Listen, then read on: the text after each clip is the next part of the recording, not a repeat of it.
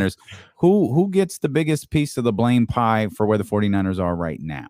I think unrealistic fan expectations is number one. I think that's number one. Blamed it on me. Well, no. Like the way I look at this, like look at who's leading the divisions all across football, right?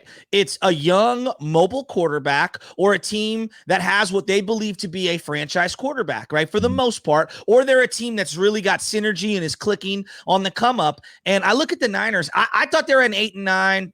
8-9 win team. That's what I thought they were.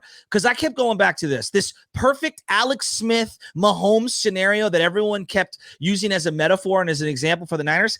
That's so hard. Name me a quarterback transition outside of that one that was just seamless. Seamless. Most of them are clunky and kind of funky and kind of weird, and very few are like Tom Brady taking over for Drew Bledsoe, who was a great quarterback in his own right, and they end up going on to bigger things. Most of them are kind of clunky. Like I think about John Kitna handing it off to Carson Palmer, for example. Kind of weird. No one remembers the John Kitna years, you know what I mean, before Carson Palmer. And I'm using a random team because, to be honest with you, the Niners more resemble the Bengals right now than they do the model of consistency like what the Chiefs have been. 8 playoffs in 9 years. Wow. 8 playoffs in 9 years. And so to me, I think we overrated their roster. Do they have premium players? Absolutely they do. Absolutely they do. But I think that, number one, these cluster injuries are no joke. Doug, you banked on dudes who stay hurt.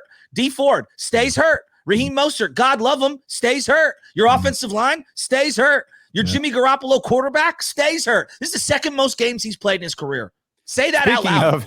Elijah Mitchell is doubtful and JaMychal Hasty is out. So. Okay. I mean, Jaquiski Tartt stays hurt. Jimmy Ward, he's having a good year. He stays hurt. Like, this is what it is. And I'm like, that's the way I look at things. And so, I don't know, man. And then Kyle Shanahan, look, Kyle Shanahan has not been good this year. I like Kyle Shanahan. People would say that I cape up for him. Okay, fine.